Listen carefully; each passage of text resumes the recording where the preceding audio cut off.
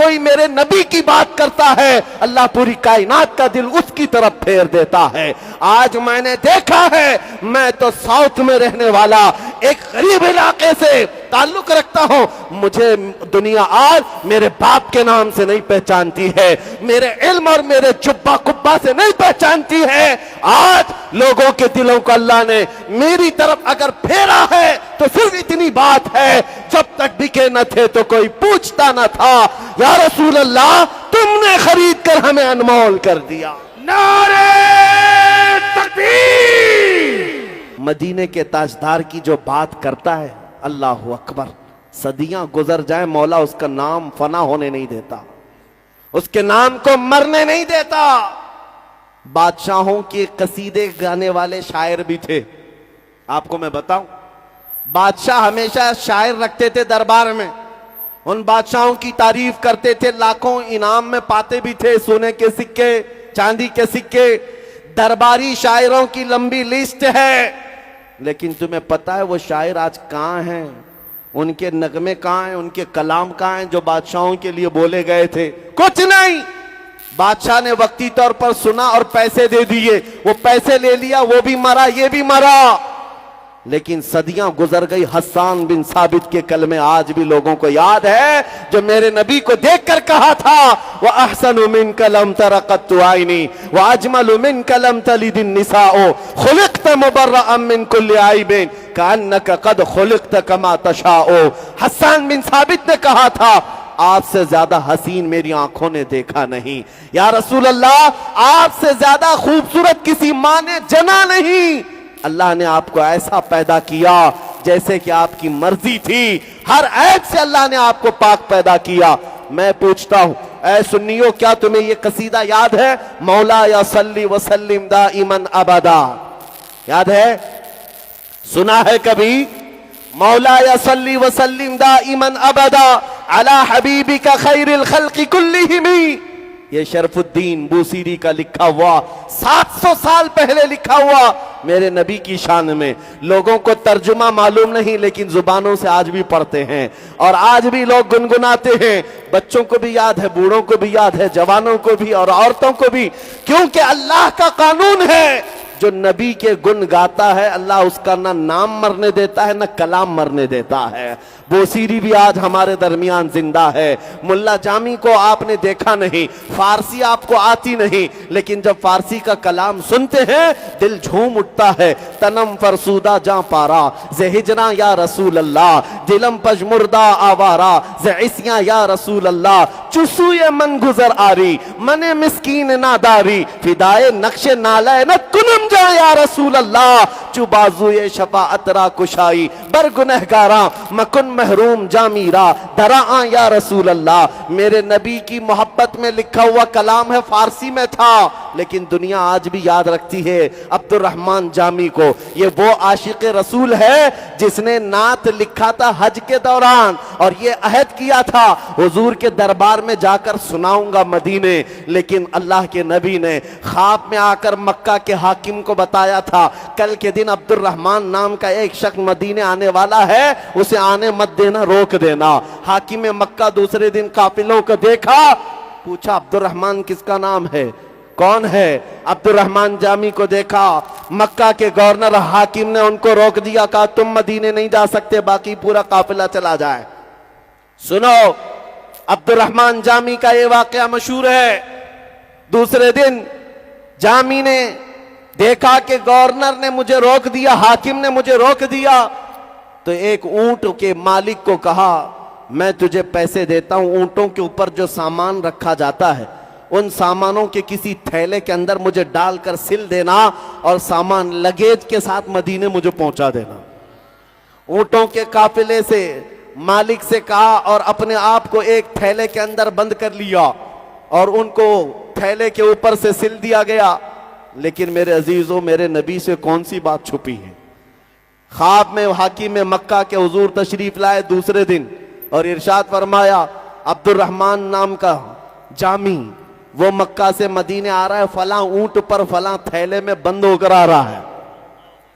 حاکم مکہ دوسرے دن قافلوں کی نگرانی کے لیے آیا اور آ کر کے تلاشی لیا ایک تھیلے کے اندر عبد الرحمن جامی کو پا لیا, کھولا اور کہا میں نے کل آپ کو روکا تھا, پھر آپ جانے کی ہمت کر گئے مدینے, مجھے پتا نہیں کیوں آپ کو روکا جا رہا ہے, ہو سکتا ہے آپ کا کوئی الگ کام ہو, میں اپنی مرضی سے نہیں اللہ کے نبی کی مرضی سے آپ کو روک رہا ہوں.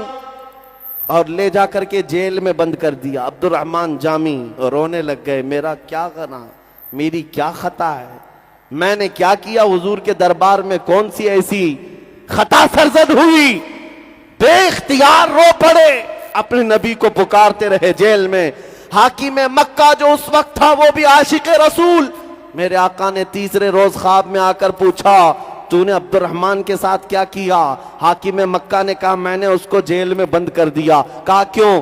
اس نے 2 دن بھی کوشش کر کے مدینے پہنچنے کی کوشش کی ہے اور آپ کی مرضی نہیں تھی, اس لیے میں نے اس کو جیل میں بند کر دیا. جانتے ہو میرے آقا نے کیا فرمایا؟ اے شریف مکہ, میں نے اس لیے عبد الرحمن کو نہیں روکا کہ وہ گنہگار خطا کار ہے, بلکہ اس لیے روک رہا تھا کہ اس نے ایک ایسی نعت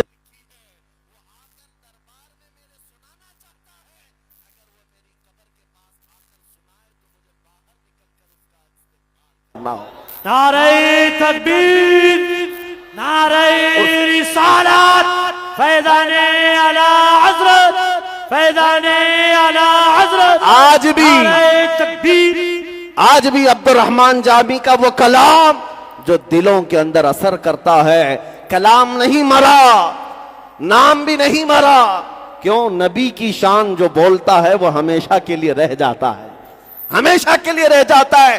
آج یہ فارمولہ دے کر جا رہا ہوں, اگر ہمیشہ جینا ہے تو ان کی بات کرو, حضور کی بات کرو, ایرے غیرے نتھو کھیرے کے جھنڈے اٹھانا چھوڑ دو, حضور کا پرچم لہراؤ, دیکھو مولا تمہارا نام سلامت رکھتا ہے. آج عبد الرحمن جامی زندہ ہے ہمارے درمیان, شرف الدین بوسیری زندہ ہے, ان کا نام کلام.